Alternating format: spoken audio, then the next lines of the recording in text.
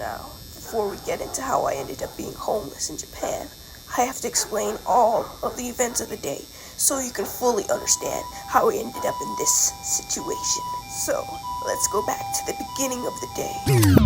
I had the amazing opportunity to travel to Japan for a whole month with my family. It was more impressive than I could have ever imagined, and I really recommend visiting this country, respectfully of course. We visited the cities of Osaka, Kyoto, and Tokyo, but I want to talk about one particularly hellish day we had. My family and I had been in Kyoto for about 2 weeks, and we were getting ready to take the bullet train to Tokyo. Everybody wanted to see Mount Fuji, and since it was on the way to Tokyo, we decided to stop off in the city of Hakone for a short little day trip. But oh boy, we did not know what we signed up for. We checked out of our hotel early in the morning and headed towards the Kyoto JR station to take the Shinkansen. Me and my sister were starving, so we decided to get some breakfast and try out Japanese McDonald's at the same time.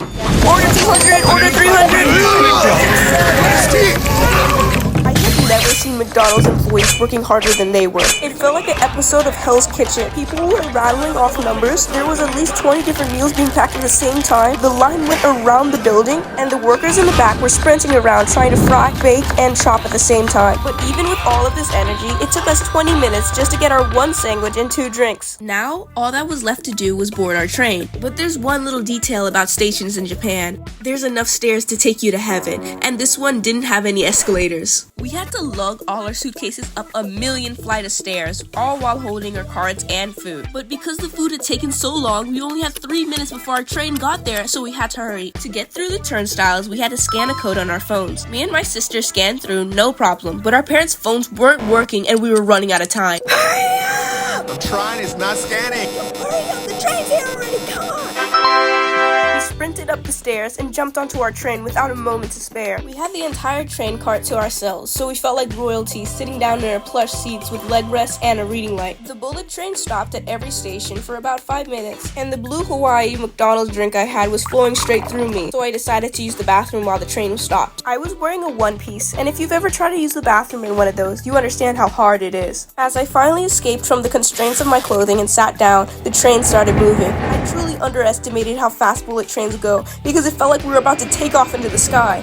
I was holding onto the handles for dear life and wrestling my clothes back on. I accidentally trip over myself and bang my head right into the door. I stumble out of the bathroom and nearly knock down a worker trying to get to the sinks. I roll back to my seat and decide it's best to stay seated. Fast forward to our stop. It's not actually in Hakone, it's at Odawara. We get off the train, and I, as the alpha leader, direct my pack to safety. I saw on TikTok that we could store our suitcases in the spacious coin lockers at the station. So we head there first and put all our luggage safely inside. Or we would have if every locker wasn't occupied.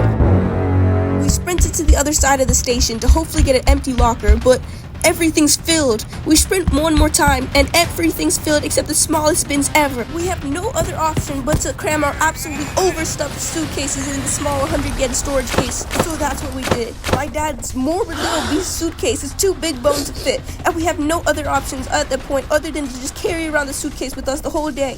But just as all hope was lost, this family came back and took their luggage out of a large storage bin, leaving it open for us to use. Thank you! We are now about 40 pounds lighter and ready to go and explore Hakone. After talking to a tourist guide, we acquired a day pass for our whole family to cover all of the transportation in and around Hakone, so we set off. We get on a train and head towards the main attraction, a skylift over a volcano. The train we have to take is absolutely packed. Me and my family are all squished in between the air conditioning units, but otherwise it's okay, slightly uncomfortable is all. There's this family though, eating and drinking all this food and passing it around, making the entire car smell like fish. But it's alright, I'm fine, I can make...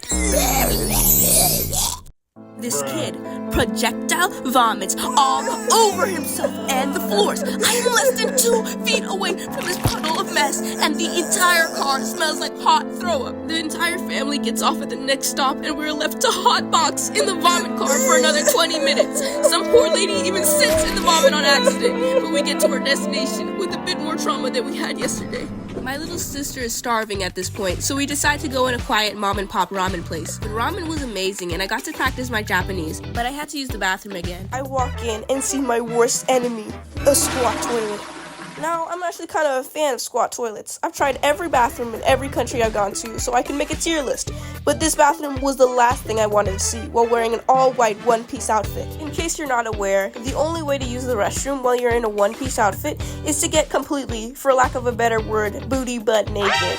The problem was, this squat toilet wasn't on the ground. It was raised, so I had no idea how to use it. Problem 2 was there was a completely untinted window to the street right there, and we were on the first floor, so anyone walking by could see me. Close your eyes! But nature calls, and I managed somehow. After eating, we continued our trek to the volcano, where we would be able to see Mount Fuji, and everything would be worth it. The lines in Japan are unbearable, but it's okay because we have impeccable patience. All I had to do was imagine taking in the beauty of Mount Fuji, all while being over an active volcano. We go up into the lift, which is basically just a glass box with no protection from the summer heat, and we finally get to see the active volcano directly below us. Wow! It turned out the ride was actually over a sulfur pit, which I should have known if I had done any research on Hakone, but unfortunately I didn't. So now we were being baked alive by the power of the sun in a box that now smelled like boiled eggs.